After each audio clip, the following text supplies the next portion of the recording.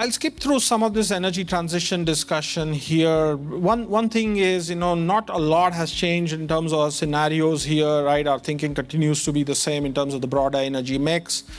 Even if you assume fairly aggressive energy transition scenarios like a net zero scenario, which is the energy mix on the bottom right, we still think that oil and gas will be about 20% of the overall energy mix in 2050.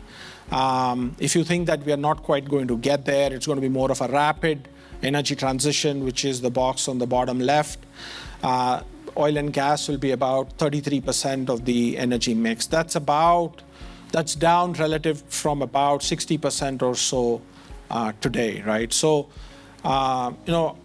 we don't see a future where oil and gas will not be a material part of the energy mix. The Inflation Reduction Act is going to do its best to reduce that share of oil and gas in the broader energy mix. And while we think that it's going to be super supportive of a lot of interesting technologies, it still doesn't change our outlook here.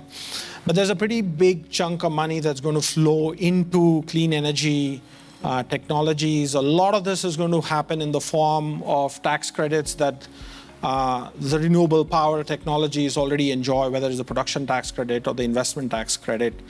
There'll be tax incentives for electric vehicles, a lot of credits available to accelerate carbon capture, whether it is to traditional CCS technologies or direct air capture. And what is interesting is that a lot of these credits are being deployed in a way that will incentivize local manufacturing. So this is the primary reason why Europe and US have this spat around the Inflation Reduction Act. Europe has made significant investments in new technologies and manufacturing capacity around a number of green energy, clean energy technologies. But because of the way the IRA is written, a lot of that has to be, if you want to capitalize on the full credit, you have to build a lot of that manufacturing capacity here in the US, which is worrisome, and that's why European Union has its own version of the IRA in response. What are all these credits going to do? Fundamentally, what they do is they reduce the break-even cost for a lot of these technologies, right? So if you assume an investment tax credit of 60%, you bring solar break-evens down to $20 a megawatt hour. You bring onshore wind down to less than $15. You bring the cost of storage down, which is interesting because that is one of the big gaps that we see in further penetration of renewable power in the broader energy mix here. You bring the cost of nuclear down if there is appetite to build large-scale nuclear. We don't think so, but we definitely think that there is appetite to build small modular nuclear reactors.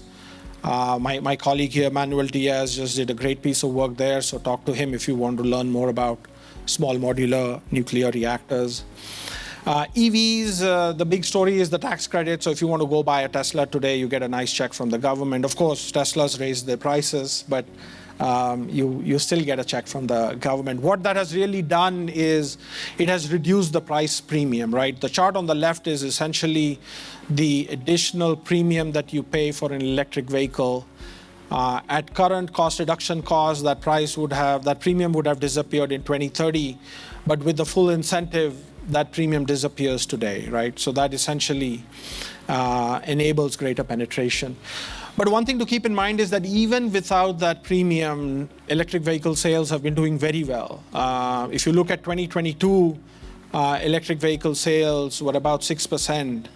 Now, of course, the US didn't sell as many vehicles as they sold, let's say, a few years ago. Actually, new vehicle sales were at a 10-year low last year. So that helps increase the percentage of electric vehicles. But that doesn't diminish the fact that the US is still selling a lot of electric vehicles. All the major automakers have embarked on a major electrification strategy. I'm still not worried about what it means for gasoline demand because the primary driver of reduction in gasoline demand in the US is fuel economy standards as opposed to electric vehicle penetration. But obviously, EV penetration is going to rise because of this. We are going to see further incentives for carbon capture and sequestration. What that means is that these additional dollars that are available are going to encourage more people to do carbon capture, more people to do direct air capture. We are doing a great piece of work. Dustin Stolz, my colleague here, is leading that piece on direct air capture. You should go talk to him on what that does and whether, what kind of penetration will that achieve. But broadly speaking, this is a very supportive tax credit here. Running behind, so I'm going to skip. I want to talk about green hydrogen and blue hydrogen. But this is one of the pieces where the IRA is going to have a pretty significant impact. Every way we look at it, and you should talk to my colleague Panuswee Trivedi, who just finished a great piece of work on green and blue hydrogen for a client, where we went and spoke to 30 plus stakeholders, consumers of hydrogen, producers of hydrogen, companies that are manufacturing electrolyzers. And we see the green hydrogen market making a lot of advances in cost competitiveness. But even without that, what the IRA does is it brings break-even costs down pretty significantly. So the chart on the left is levelized cost of hydrogen on a $1 per kg of hydrogen basis. If you had to produce that today, that will cost you $4.5, $5 a kg. But the IRA will give you $3 if you can make that green hydrogen. So that brings the cost down to a little over $2 a kilogram. That is essentially putting you right, very close to being very competitive with blue hydrogen or even gray hydrogen.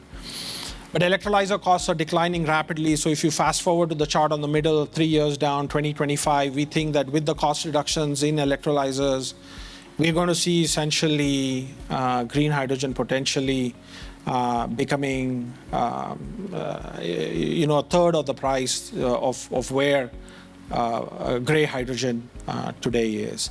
So a lot of interesting things that will happen in the hydrogen market. We've been doing quite a bit of work in hydrogen over the last few years, and one of the questions that people always think that, well, this is really not going to happen in the next few years. But some of our clients have placed up to 1 million tons of blue and green hydrogen in commercial, so essentially commercial scale quantities. They have actually sold those volumes today. They are displacing liquefiers that are taking hydrogen and liquefying them and are selling at $3, $4. And a lot of that small scale liquefaction market is getting displaced by green hydrogen, small electrolytic production of hydrogen today. So some of that is already happening in very small volumes. It's a very small part of the market, but it is happening out there.